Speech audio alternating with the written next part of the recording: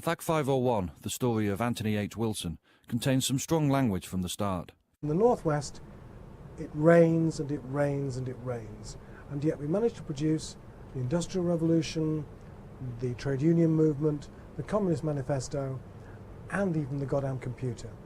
And down south, where the sun never sets, you took all our money, you processed it, you built these big buildings, you call them banks, don't you, down there? And what did you produce? Chaz and fucking Dave. My name is Paul Morley, and this is FAC 501, Anthony H. Wilson. And for the next 2 hours, I'll be looking back at his life in a way that he would have hated and loved. Anthony H. Wilson died on August the 10th, 2007. He was just 57. A heart attack was the cause of death after he had suffered for the final 8 months of his life from renal cancer. Whatever words we use to describe who and what the charismatic, swashbuckling and idealistic Wilson was, broadcaster, music mogul, social activist, local celebrity, proud northerner, publicity seeker, urban planner, wind-up merchant, loudmouth, football fan, surreal politician, factory records boss, writer, philanthropist, exhibitionist, showman, pretentious git, genius, he was now, alas, remarkably, the late Tony Wilson. He was now the late legendary Tony Wilson, and we would start remembering him and working out the extent of his contribution to music, to a city, to broadcasting, to a history of the imagination in ways that would have made him squirm. Mark Ratcliffe. Manchester as a musical city, as a musical entity, and its influence would be entirely different were it not for Tony. Judy Finnegan. Tony was a legend. Tony was always a legend. He was a legend before anyone knew he existed. He was probably a legend while he was still in his mother's womb. Peter Saville. Today's, and to some extent tomorrow's Manchester, owes something to this kind of youth cultural moment and pop cultural moment from the late 70s that Tony, without a doubt, was the catalyst of, and in a way, the kind of the impresario of. And he made that happen, and the legacy of that is fundamental to the character of Manchester now. Tony Wilson was born in Salford. He moved as a 5-year-old to the leafier Marple, south of Stockport. His loyalty, though, was always with the darker, grittier Salford. And after he passed his 11 plus, he travelled daily by bus and train for 7 years to the De La Salle Grammar Catholic Boys' School in Salford. He soared academically, fell passionately in love with language and literature, and went on to study English at Jesus College, Cambridge. A born broadcaster, after a brief stint at ITN, he returned to his beloved North and a career in journalism as a news reporter for Granada Television. Granada was a uniquely northern institution formed to reflect and encourage northern temperament. The maverick Wilson revelled in the slightly unstable atmosphere and developed a live presenting style that combined great charm with a definite naughtiness that was almost dangerous in the context of daytime television. Judy Finnegan. We used to all present the 6 o'clock Granada news show together, the three of us, and we'd go into the studio and Richard and I'd be sitting there waiting for him to turn up, and we'd be sitting there drumming our fingers and wondering what was going to happen. Everyone's saying, "Where's Tony, where's Tony?" And at 2 minutes to 6, he would just casually swan into the studio and say, "Hey guys, here's the talent, here's the numero uno," and we all loved him for it. From the start, he was incredibly sure of himself, but also a calming influence on younger colleagues. Richard Madeley. Nothing ever seemed to faze him, whether it was psychological or physical. I remember once the Yang Sing restaurant in Manchester, a famous Chinese restaurant, and we all went down for Granada Reports, me, Judy and Tony, to film it. And much wine was consumed, and, 3 o'clock turned to half 3 and 4 and 4:30, and the film had gone back to be developed and shown, and we were still there, and then anxious calls from the news editor, and we all rolled up to do the show. And frankly, everybody was half sozzled and working very hard to cover it. But Tony didn't have to work to cover it. There was just something about the guy, some innate self-control, a sort of a carapace of cool, and he kind of carried us all that night. Granada Television gave him the freedom to develop his public persona as an unashamed populist with wonky, subversive pretensions to be something cooler and stranger. It was as though Wilson invented himself as friendly television personality in order to smuggle through his more intellectual side.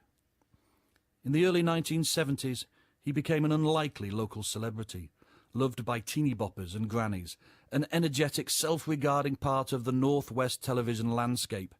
If you lived in the Granada area, you just couldn't ignore him. When I was 24 years old, Emmylou Harris came in to do a song on Granada with me. and pre-record it in the afternoon. And I said, could you sing a particular Graham Parsons song? And she said, no, I'm sorry, I've got to sing my new single. I said, okay, fine. So that night I go to the Free Trade Hall, and there's 2,000 people. And this is almost as good as the Judas moment. This is my Judas moment. The audience are loving it. They're rapt. It's almost a religious experience. And suddenly the audience, the applause that dies down. She goes, I'm now going to play a song for a young man I met this afternoon, a very nice young man. His name's Tony Wilson. And before she could say another word, 2,000 people went, wanker! Like that. And the poor girl just, what did I say? What went wrong? So anyway, it's always been that way, and I kind of quite like it. Those not so besotted with Wilson's cheeky Granada grin were happy to see this posh middle-class boy with a mischievous twinkle in his eye be the jackass, the suffering celebrity in Kamikaze Corner, 2Ks of course. Like an anarchic Blue Peter presenter, he'd try all sorts of stunts to get attention. So it was Christmas time, let's go and do a Christmas kamikaze, just a little feature film. So we all go out to Mottram Hall Hotel, and the first half of it is me clambering over the roof dressed as Father Christmas. Thank you very much. Very nice. Don't fall off the roof. Easy enough. And the final bit is going to be me coming out of the chimney. They tell us that the fire hasn't been used for 2 days, so it's fine. We remove all the fire bits, and then in the Father Christmas costume, I get up inside and raise myself up into the chimney. They put the crap back in here, and they go, right, rolling, and I begin to move. And as I move down, the very first move, my entire Father Christmas costume rucked up around me, and I, like that, and sucked in a pile of soot. And then I realised I was stuck. I was choking and stuck in the chimney, and spent 2 minutes squealing and whatever. It was, of all the kamikazes, the only one that wasn't real, which was just made up, was the most dangerous. I thought I was going to die in that. With his love for music and the arts, Wilson started to present a Tea Time What's On section for Granada Reports, which soon evolved into the ambitious, unruly and avant-garde pop show So It Goes. So It Goes was a kind of underground music paper transferred to television. For this, Wilson changed his suit into a more alternative leather blouson, but he still looked out of place.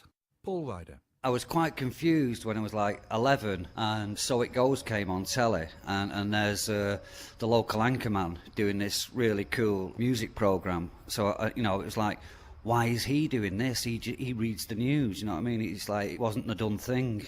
And you get to see the bands he was putting on. It's like, wow, Manchester's got a cool newsreader, you know. So it was a little confusing at first, and then he became the cool newsreader. So It Goes was a lively, self-consciously arty retort to the grey-worthy old grey whistle test.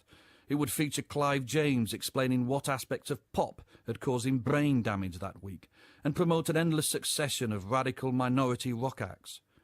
When punk came along, coincidentally at the same time So It Goes started, the new acts were perfect for the show.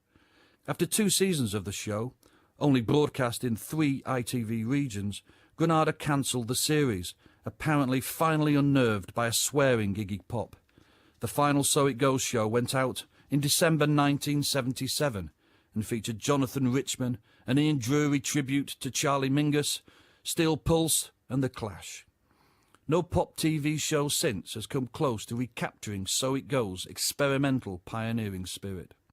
A slightly incongruous and frivolous presence at local gigs, Wilson was once roundly booed at a Rory Gallagher Free Trade Hall show just for being the slightly camp man off the telly with a middle-class hippie hair who fancied himself as a rock fan and did silly stunts. He cheerfully braved such taunts and was there when the Sex Pistols played their legendary and life-changing concerts at the Manchester Lesser Free Trade Hall in June and July 1976.